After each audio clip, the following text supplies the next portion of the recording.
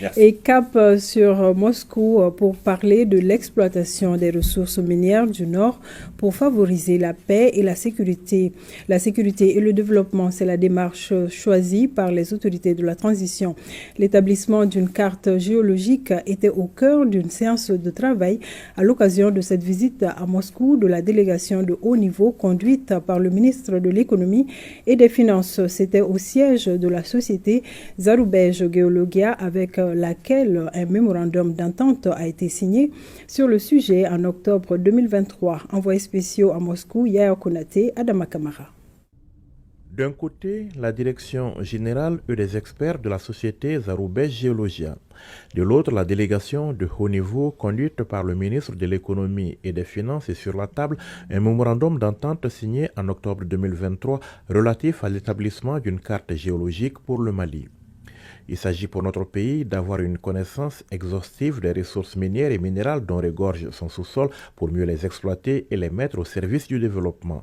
Et dans cette démarche, les autorités de la transition ont souhaité accorder la priorité à la partie nord du pays. La zone du nord qui est devenue une zone stable aujourd'hui, une zone du nord qui regorge de beaucoup de potentialités.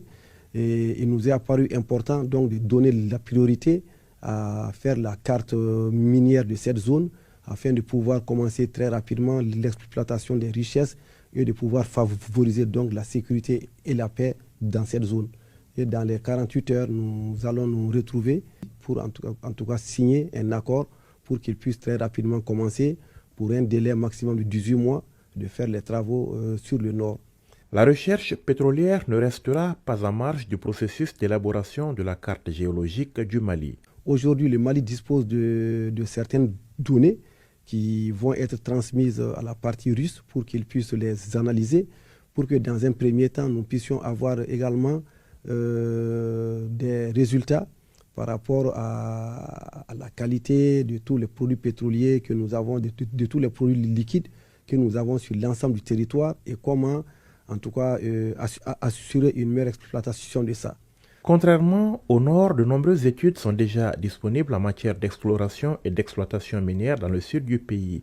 Il s'agit pour les deux parties d'aller plus loin dans le cadre de ce nouveau partenariat. Nous disposons déjà de beaucoup de données à l'échelle 1 sur 200 000 et à l'échelle 1 sur 50 000 sur certaines zones du sud. Donc il s'agit pour nous de bien identifier ces zones. La partie qui ne sera pas concernée donc, par ces deux études, donc, sur 1 sur 200 000 ou 1 sur 50 000, donc de demander à la partie russe donc, de travailler sur ça pour qu'également dans un délai maximum de 18 mois aussi nous puissions disposer d'une carte beaucoup plus précise et permettre donc de mieux mettre en œuvre le nouveau code minier pour que vraiment ces ressources minières puissent briller ou couler pour le Malien. Faire en sorte que les ressources minières du Mali profitent à tous les Maliens et contribuent au développement du pays, telle est la finalité recherchée par les autorités du pays. La renégociation de contrats et l'adoption d'un nouveau code minier font partie des actes déjà posés dans la poursuite de cet objectif.